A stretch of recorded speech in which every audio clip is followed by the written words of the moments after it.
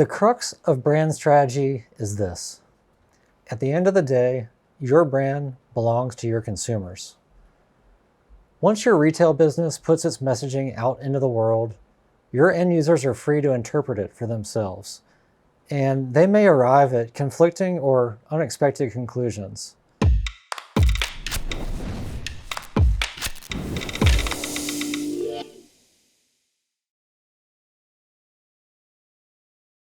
If you don't believe me, try this at your next cocktail party.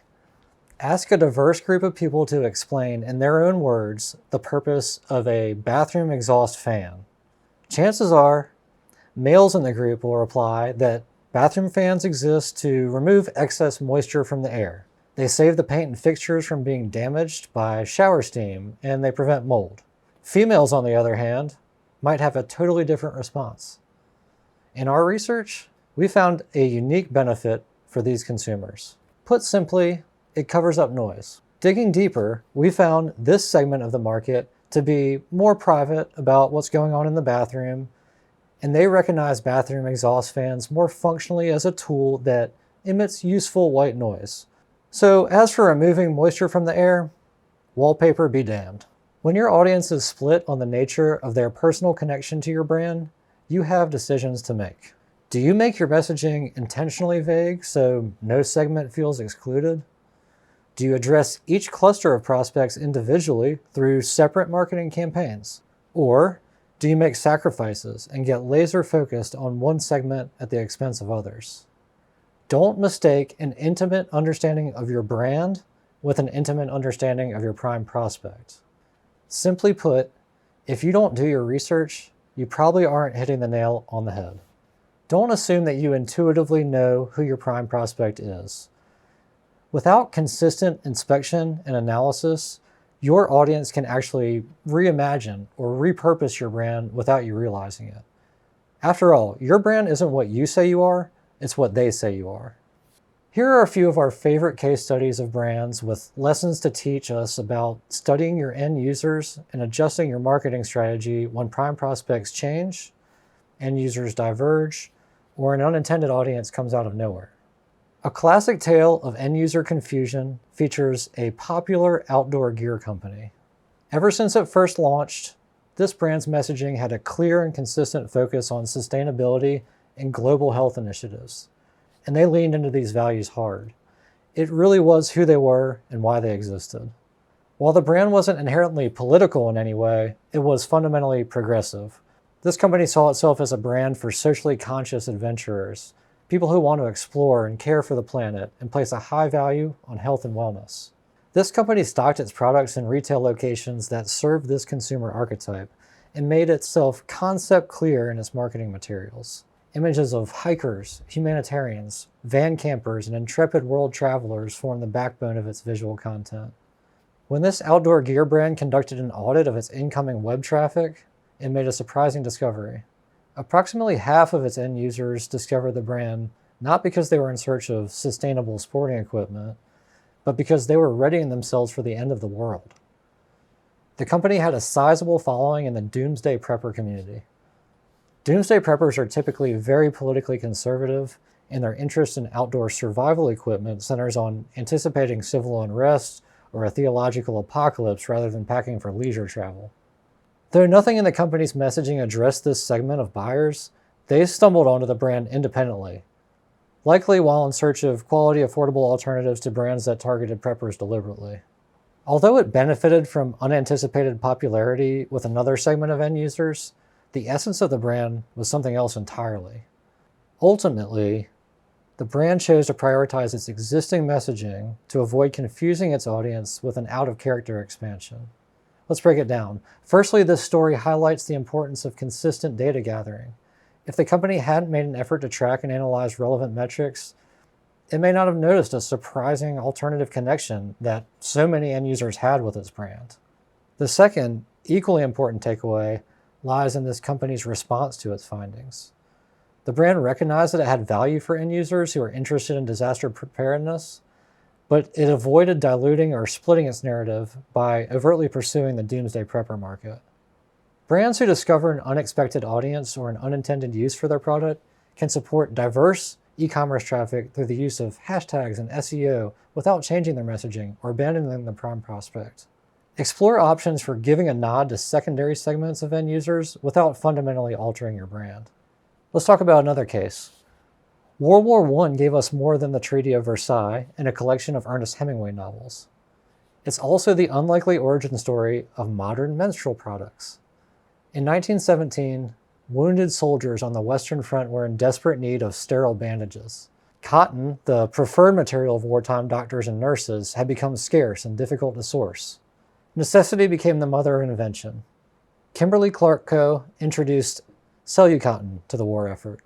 Cellucotton was a cheap, highly absorbent synthetic wadding material manufactured from wood pulp. Kotex, short for cotton texture, was shipped to the front lines where it was used to pack wounds and protect injuries from infection. Red Cross nurses quickly recognized Kotex as a hygienic, disposable alternative to cloth sanitary napkins. In the brutal and often unsanitary wartime conditions, absorbent, single-use menstrual products were a godsend. It's unclear how Kimberly-Clark became aware of its unintended secondary contribution to the Allied victory, but it is known that it did so without the benefit of Google Analytics. Rather than distance itself from a potentially taboo use of its invention, Kimberly-Clark brought back unused supplies of Kotex when the war ended in 1918 and marketed them unequivocally as a menstrual product. Kotex, as we know it now, leveraged Kimberly-Clark's credibility as a manufacturer to innovate feminine hygiene as a product category. Kotex is eponymous with tampons and pads today because of its willingness to sacrifice one prime prospect for another. Rather than cling to its identity as a wound care product, Kotex seized on an opportunity to move into a much less saturated market. No pun intended. Brands facing an identity crisis can learn from Kotex's agility and boldness in responding to a seismic market shift. Even after many years of proven success, goalposts may move at any time. Winning brands are prepared to address the needs of new audiences, even when they are the result of unexpected circumstances. Officially, Pedialyte is a cocktail of sugar, salt, electrolytes, and potassium that has been shown to rehydrate better than water. Available over the counter since the 1960s, Pedialyte is typically sold in the baby aisle of supermarkets. Up until recent years, its marketing entirely matched its shelf placement. Television commercials featured smiling toddlers, and images of teddy bears and blocks were featured prominently in branded content. Kid-friendly, single-serving containers and frozen Pedialyte popsicles joined a line of products that exclusively targeted worried parents. After all, the brand's name was a direct reference to children. What other market could possibly exist? In much the same way that the public is divided over the true purpose of a bathroom exhaust fan, a full third of Pedialyte consumers aren't babies. They're hungover adults. Though it's difficult to say who made this discovery, or if it was simply the result of parallel thinking, Pedialyte's alternate use has been an open secret since at least the mid-aughts. It took until 2015, however, for Pedialyte to begin to embrace its growing segment of adult end users. Though the brand keeps its distance from consumers who celebrate it as the antidote to a night of hard partying, we're looking at you, Cardi B.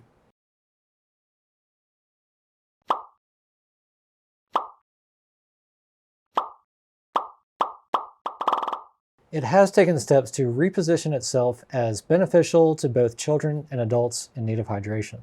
Rebranding has removed the teddy bears from its label in favor of a clean design that is less insistent on its association with kids and babies. The company launched a line of dissolvable Pedialyte powder packets in 2016, which it distributed to attendees of the Lost Lake Festival in a rare instance of product placement. The Not Just for Kids campaign wisely bridged the gap between parents and adult consumers of Pedialyte. It acknowledges that dehydration is no respecter of age without alienating its first prime prospect by implying that they are buying their toddlers a hangover tonic. Pedialyte is a case study in balancing two significant end-user archetypes that are fundamentally at odds: concerned parents and drunk college students. Fortunately, Pedialyte was able to refine a message that resonated with both prongs of its audience without diluting the essence of its brand. Hydration is essential. Time will tell if this marketing strategy continues to serve both audiences equally well, or if, like Kotex, Pedialyte will one day take on an entirely new persona. When your brand is faced with targeting two competing segments, introspection is key. Is there a nugget of truth in your brand you can offer opposing audiences simultaneously, or will you be better served by sacrificing one audience to focus on the other? The answers lie in a close analysis of your end users. Although end users' relationship to your brand is kinetic, it is possible to identify and know them through quantitative means. Behavioral segmentation studies and vigilant market research take the guesswork out of who is drawn to your brand, why they're drawn, and by what means. It's not enough to hold your data close, however. Be prepared to act on it. Whether your new circumstances dictate that you acknowledge a secondary prime prospect in your messaging or focus entirely on your target audience at the expense of others, winning brand strategies are always guided by research.